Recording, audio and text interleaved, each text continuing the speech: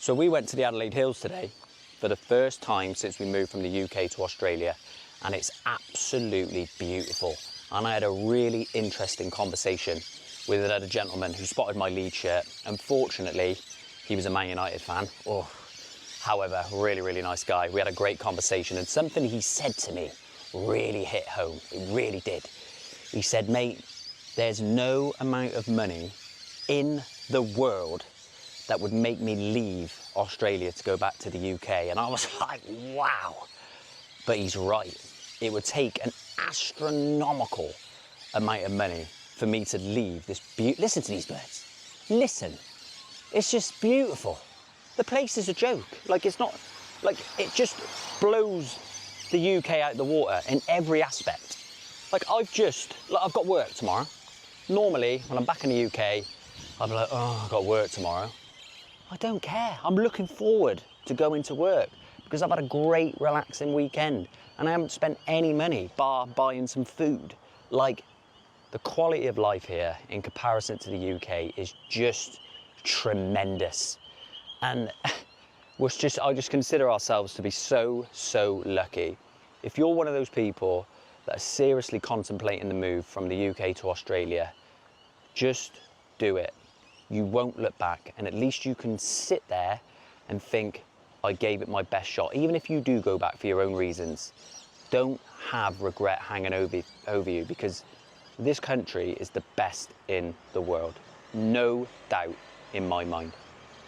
If you ask me how I have been since I moved to Australia, I would say I am fine. It's been okay. Everything has been going well. However, if you ask me on a deeper level, I'll probably say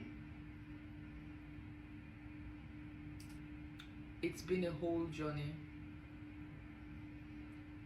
It's been a journey of learning, adjusting.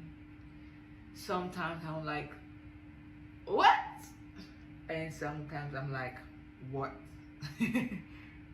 But in all, it is a journey that I will take a million times. It is a journey I will take again and again and again, because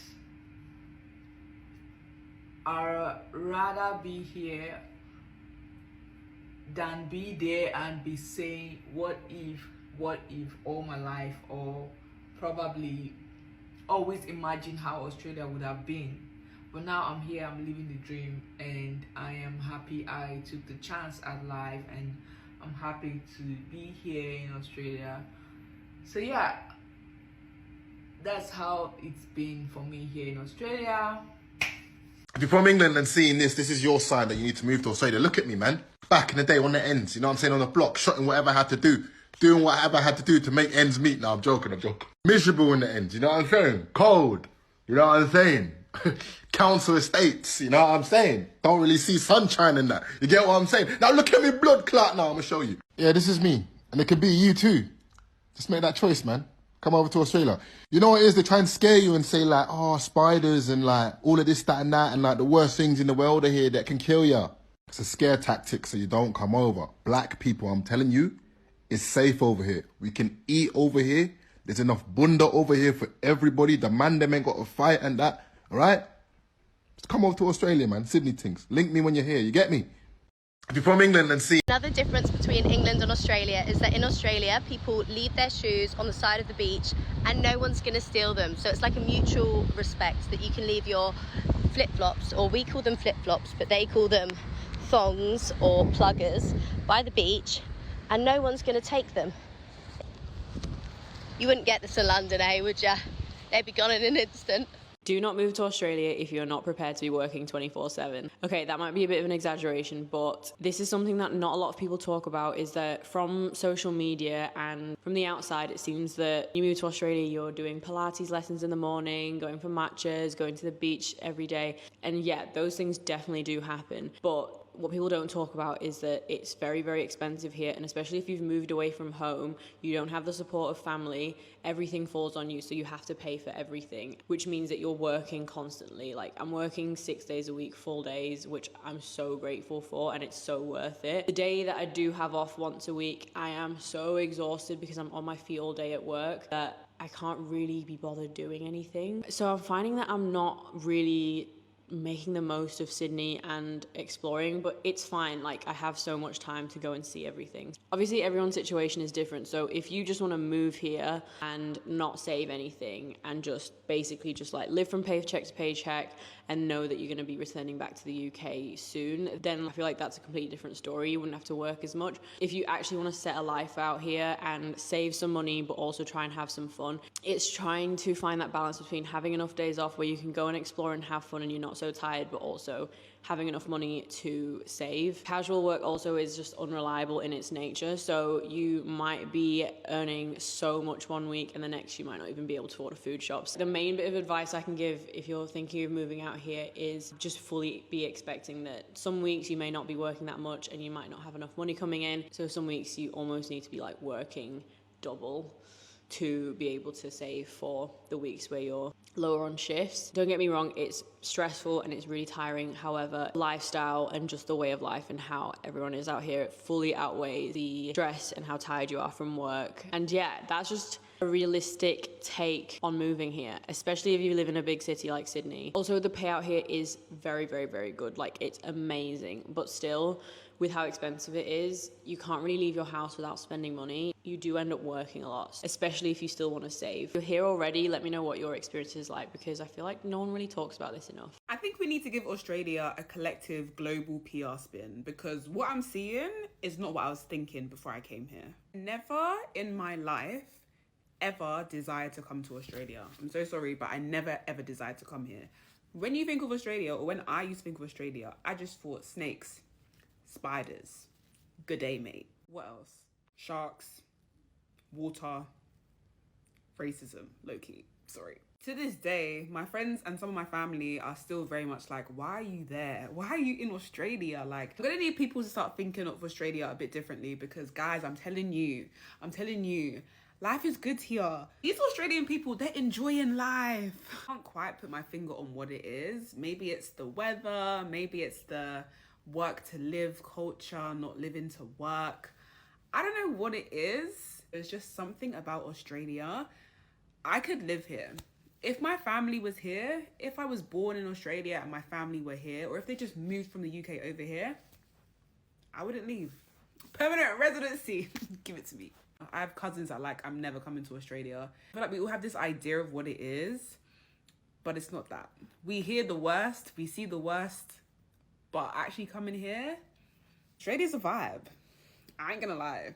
Do not move to Sydney if you think it's going to be easy. I moved from London to Sydney with no idea of the rental crisis, so let me show you what you're in for. I vlogged this day jam-packed full of viewings so you can get a realistic view of what it's like. It's like 7:45 at this point and I was shattered already. How cute is this mural that we walked past on the way? Competition is crazy for a place in Sydney right now, so quite a few people are viewing this one. I really hate it when rentals have wallpaper, but on this occasion we overlooked it because of this unreal balcony with the sea view. Our bus didn't come, so we had to jump in an Uber because the next viewing was in Bondi. This one was number 37, which is my lucky number, so fingers crossed. We then had to rush off to another viewing, which had a really nice space, and I love their artwork. I'm so nosy. It was 30 degrees at this point and I just wanted to go and lay on the beach. I only had time to grab a quick iced coffee from the shop before viewing a flat that about 70 to 100 people showed up to. It's a queue to get in and then you literally couldn't even see it. There were so many people in there. It was advertised as 2 double bedrooms and this was one of them.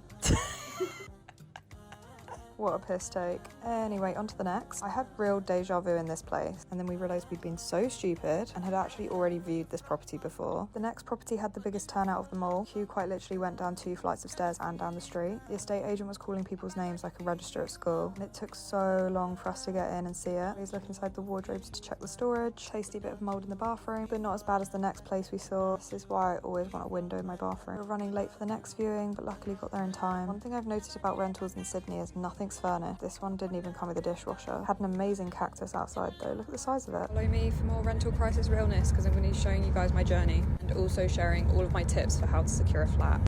If thinking about moving to Australia from the UK, here's 5 things you definitely need to know. First thing, supermarkets don't sell alcohol here. You need to go to a bottle O. Firstly, why is it called a bottle O and not a bottle shop? What does the O stand for? I just don't understand. Second thing, people walk around supermarkets without shoes on, and it's normal here. Just imagine the aneurysm that a private school mum would have when they've rolled up to Waitrose in their Land Rover and their Prada sunglasses and they open their door and they've got head-to-toe Lululemon. As soon as they walk into Waitrose and see someone without their shoes on, they would drop dead.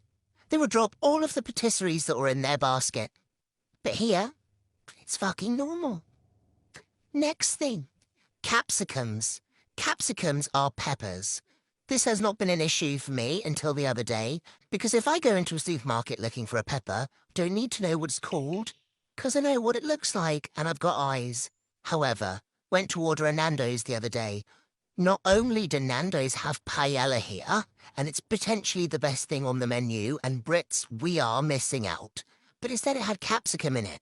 And I was like, what the fuck is that? Turns out it was a pepper. Still, not sure why it's called capsicum. It's quite a mouthful. So is the paella. Next thing. Bars. I don't know if this is just something that is to do with the bars that I've been to, or if this is a universal thing for the whole country, but I'm yet to find a bar that stays open past midnight. So where the fuck do you all go after midnight? Are you all going to secret underground raves that I'm not aware of? Or do you all just go to bed? And is that why you all get up and exercise early every morning? Because you have no choice. Because you can't go out until 5 a.m. Because in London, you would probably find me at Inferno's and then a kebab shop getting cheesy chips and gravy. But here, I just don't see anyone out after midnight, and it's perplexing. And the last thing, the C word. We don't need to say the word. You all know what word I'm referring to. To me, it is one of the most offensive things somebody could call me. But here, it's quite a universal word. It's really not that offensive. In fact, I'm fairly certain that calling someone a bitch is actually more offensive than calling someone the C word here.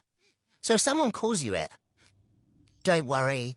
It's not really a word you just reserve for your narcissistic ex-boyfriend like you do in the UK. Here, it's a fairly normal word. Not sure I'll use it, but I definitely shouldn't be offended by it. Moving from the UK to Australia as a qualified plumber, what's actually involved? Minimum 4 years work experience with papers, or your Cert 3, or without papers, minimum 6 years. Number 2, you're going to have a one-on-one interview with not only an assessor, but also a plumber from Australia, and you're just going to talk about your skills and the work that you've been doing. Number 3, you got to do an exam to show that you are competent in doing plumbing work. Once you have all that done, it's going to cost you minimum 6K, not including your visa or anything else. The biggest mistake I made moving to Australia is thinking I'm on the same starting line as everybody else in this country, and I am not. I came here when I was 18 with nothing, no family here, nobody to support me, nothing like that. And by that just means I'm so far behind the average Australian here. And it took a long time for me to make amends with that, for me to stop thinking, why am I not ahead as much as I want to be ahead? You know, why do I not have property as much as like somebody else my age who might have property and the like? And for me, it just means like, hey, this is my story. I came from a different country, started over, no family, nobody to support me, and I'm still standing here today, you know?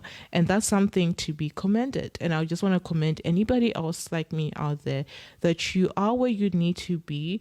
Nobody is doing what you're doing, moving and leaving friends, family, loved ones to start over and make a life and a living for yourself. So if you have not heard this today, hear it from me now. You are doing great. Keep doing you. Keep pushing. Keep striving. You will be where you want to be in future. Yeah, that's all I wanted to say. So I moved to Australia nearly exactly 1 year ago. Here is me this weekend at the AFL Grand Final for some proof. These are the things you need to do before you come over and what you should then do as soon as you get here. Banking first, I went with CommBank. They were one of the only ones where you could actually open up an account before coming. So I'd done that 2 weeks before moving, and I then essentially arrived, went to the bank, and then yeah, got my card. So I could then send money to myself and just start using that to get me by for the first few weeks. I also use my Monzo to get me by as well. Number 2, housing. You want to join this group, Very Floss, but it's a bit mental. There's posts in there like every 4.5 seconds. Finding a house is a bit of a nightmare. Other options are just general like British expat Facebook groups, flatmates and flatmate finders are also good options. Phone-wise, when you first get here, get like a $1 SIM from a supermarket and then just go with Telstra. They're the best. Also, sign up for Medicare as soon as you get a permanent address once you start renting somewhere. Any questions on moving here, let me know.